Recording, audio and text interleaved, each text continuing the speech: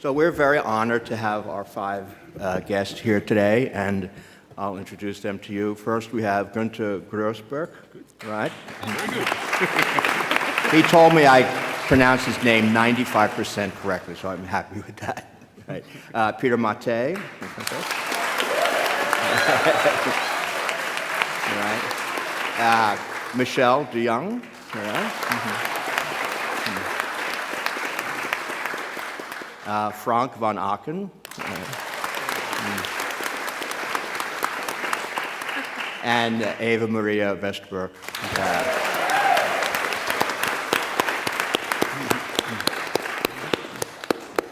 So, welcome. We're very happy to have you here today. I'll just start by asking you a kind of a general question. Is that what's your experience been like? How do you like performing in this production of Tannhäuser? Anybody want to start? Michelle? I love this production. I think it's a really beautiful, beautiful production. Especially, I love the Venus scene. I love the dancers and how Venus is portrayed in the scene. And I think the second act, which I get to see because I'm not in, I think it's just stunning from the time it starts. So I personally love this production. Okay. Yes, me too. You'll get to talk later. You have any thoughts on it? No, I do. Yeah. And it's very funny to do the same opera in very different situations. I've done this opera 3 times with this, and both has been in the modern world. The last one we even danced. And it was, sometimes you don't know the embryo of the piece until you have done the traditional production. Sometimes you maybe should have done the traditional production before you do the modern stuff. But in this case, for me, it came backwards. But to be there with a harp and feel the challenges with how it is meant to be, because I think this is pretty much what it is. I think so. Yeah. And also you can also have things that are more or less easy. With a modern production, you can maybe put in details. It's maybe more acting friendly sometimes. This is more like pictures. This is more like for, I think, meditation to sink into and go with the music and to flow away. And you have this picture of this beauty and nature, and everything is more homogenic and to do that. I don't think one is better or worse. I think it is enriching to do varieties, but I'm really glad that I have done a tradition, and I think different styles of production. It's still operas. I haven't done a traditional thing. I think Don Giovanni I never done traditionally, so I'm waiting for that too. Maybe Zeffirelli's traditional, but so maybe. But it's rare nowadays that you do yes, it's getting more and more rare. And I think we need all the range. What I think is wonderful that here at the Met, talking much now, I had a coffee before I came, that we have the variety to do different styles here at the Met that I think is amazing, that we can have a really traditional production and a super modern production. I think that has made Metropolitan more interesting. I've done one of my most interesting job acting-wise and the way of how they are made here, and that you would expect that to happen in a small house in Europe, but now it happens here. So that is something I think it's a much more broader span here now at the Met, and that is like the Parsifal, a modern one, and now to have this one, a very, very traditional one. If I remember correctly, you also sang in Janacek from the House of the Dead. Yeah, that's really a very modern, and very modern production. and very strong. Yeah, very good. Yeah. So this is I think a compliment to the Metropolitan. I think how it's made it. Okay. More interesting. Well, I have a quite similar history with this piece, like Peter. It's already my 4th production, and the first 3 were quite modern. The last performance, which I did for 3 summers, was in the famous Baumgarten production in Bayreuth. I don't know whether some of you have seen it. I'm probably one of the last defenders of this production because aesthetically it was not beautiful.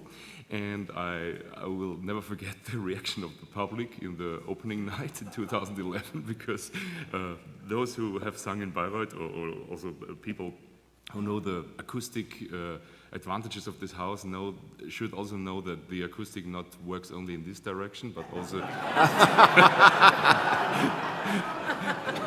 but also to us. And I will never forget this hurricane of boo that was it was physical. We were really like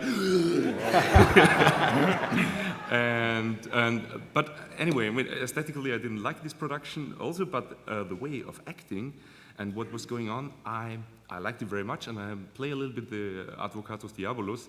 I liked it more than this one, because it allowed the people more individuality. And this, of course, is beautiful.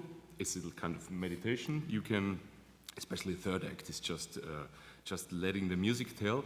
But sometimes I like it if you bring the story a little bit more to the point. And we had, also when we rehearsed this production moment, when we all got to explain, as the stage director, the assistant had to explain us the real scandal of Tannhäuser, what he was really doing, that he went to Westbroek, that in our production, if nobody really gets an idea what's so horrible about this, and sometimes you have to explain it in a nowadays way that we really get the idea what's so horrible about going there.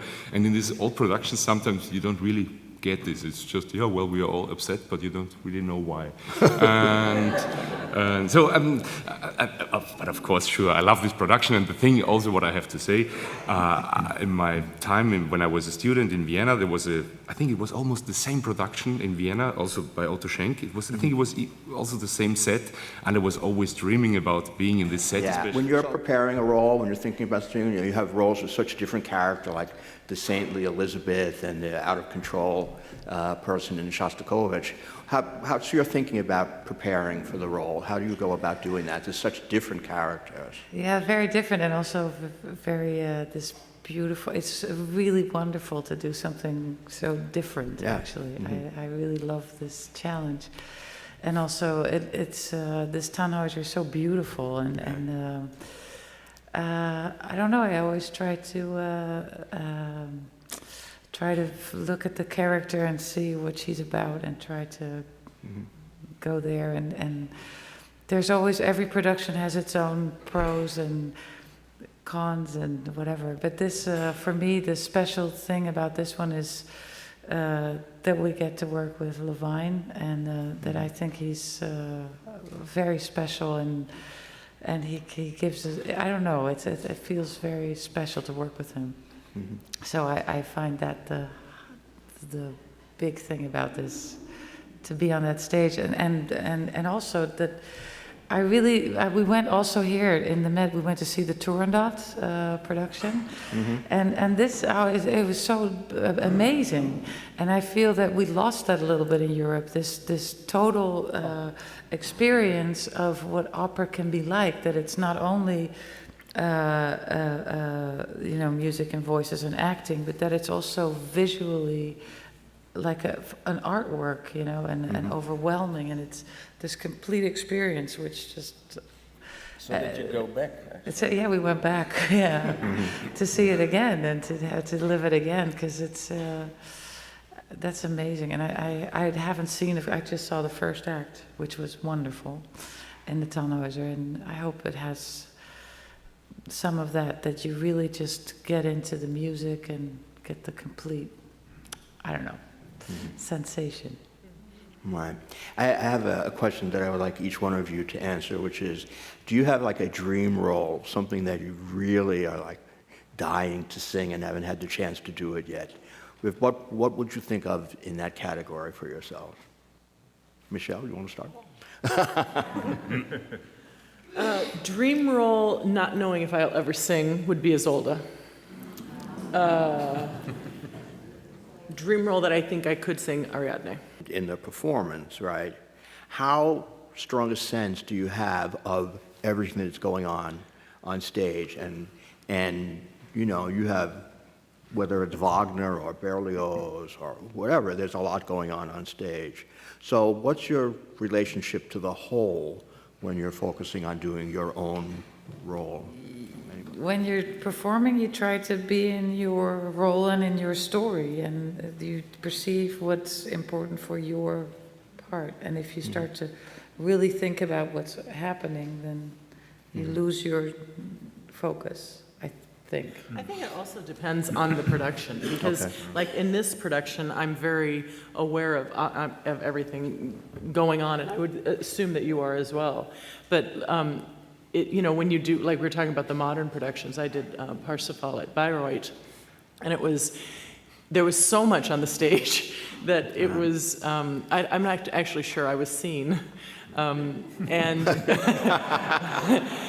I don't blend easily, but it was a very interesting experience, because on the one hand, it's like you were saying about your production, the characters were so developed, the director was so into the characters and the relationships, and I loved that, and it was great to do my first Kundry that way. I learned so much about the role. But I don't think the audience really sensed that, just because there was, I mean, Too much so action. much going on. I saw that. So much going on the stage. Yeah, it was Schlingensief. Heerheim, the one. Stefan Heerheim, was that the one? Schlingensief. Schlingensief, oh, that one. And I've so, seen but you know, for me it was wonderful, but I have absolutely no idea what anyone saw. I have no idea. So you just kind of stick with the character and do your thing. Okay. What do you think of the part, Kundry? I love Kundry. And what's your understanding of her as a person? Well, you know, it's interesting because She's a very intriguing person. I find when you were asked about your how you go into the character, I feel like all of the women that I play are all women. I feel like, you know, Kundry has so many parts to her, as does Venus, as does Amneris, as does Judith in Bluebird's Castle. And I think that we all have a little bit of that in us, you know, whether it's the crazy or the jealous or the loving or the motherly, or I do think that that's somehow in our personalities, at least in mine, and maybe I just have multiple personalities. Don't answer, Brett.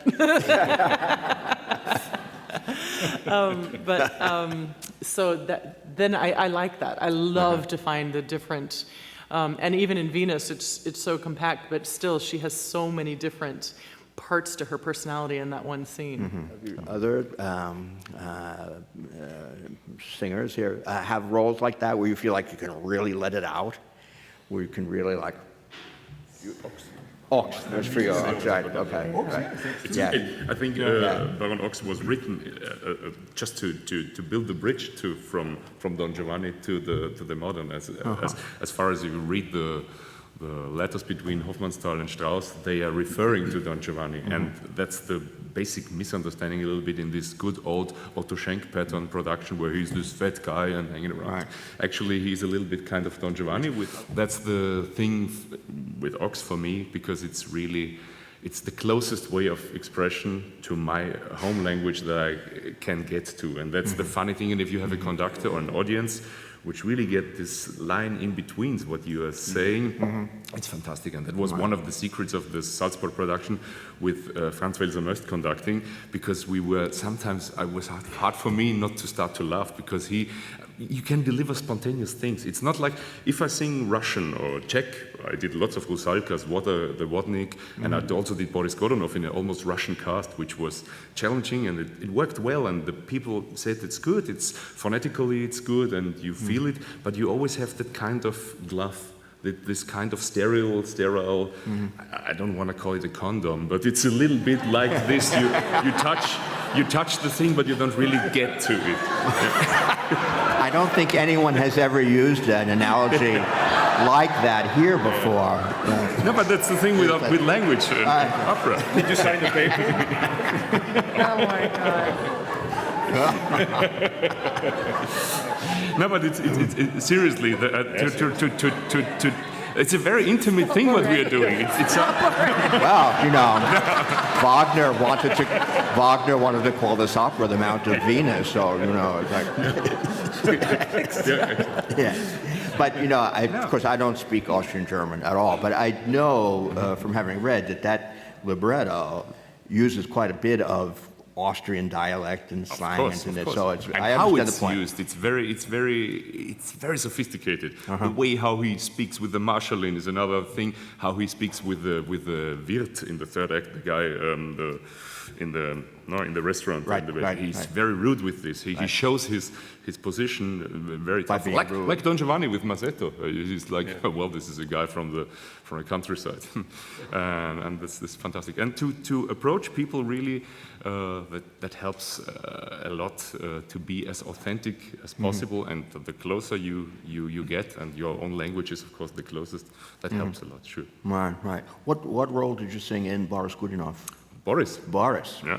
Yeah. And it was really great because it was as crazy project as when I got the offer for Ox in Salzburg 3 years ago, because it was my debut in Salzburg with Vienna Philharmonic, with DVD production, and you do this the first time. And it was quite similar with Boris because it was almost a Russian cast.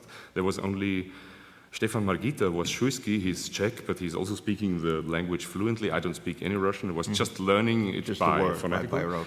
But there is also different sort of music. I mean, we talk about Janacek or Mussorgsky.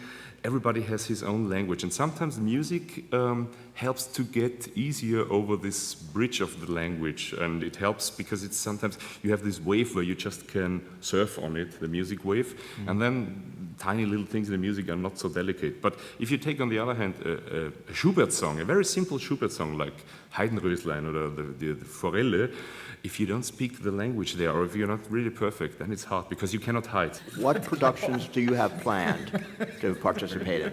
What's in the works for you guys? You know, what are your next projects after this Tannhäuser at the Met? Anybody? Michelle, you want to start?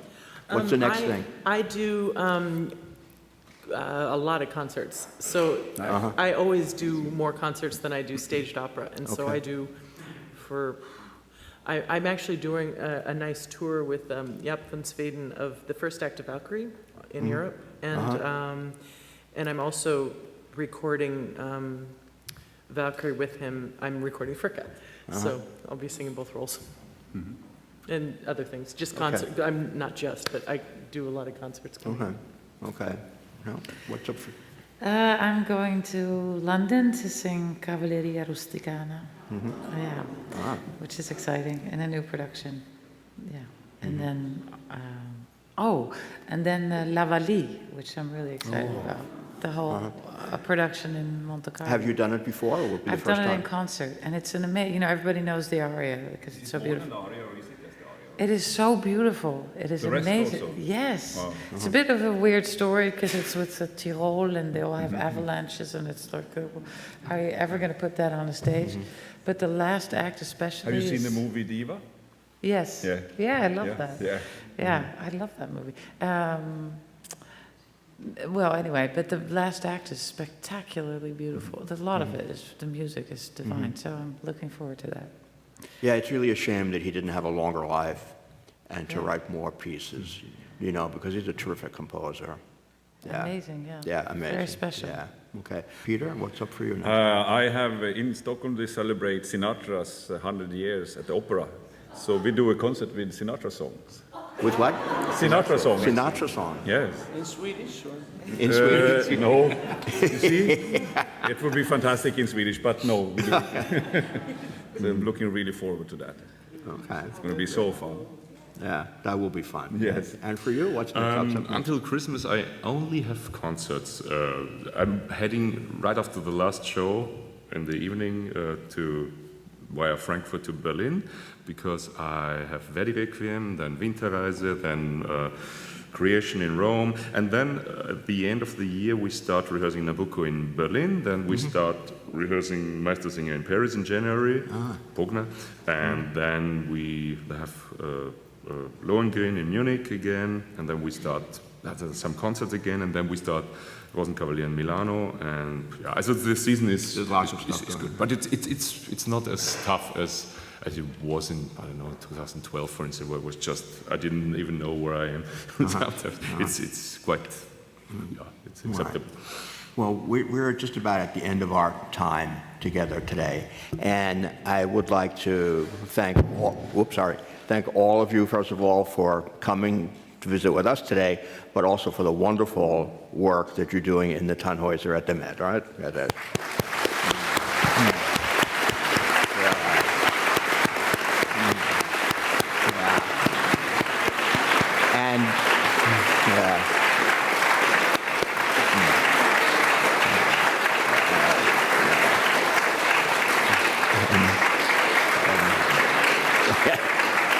And I'm sure that everyone here feels the same way, that we hope you'll be back here often singing for us, and it's a great pleasure to meet you and spend this time with you. Thanks a lot. All right. Thank you. Thank you.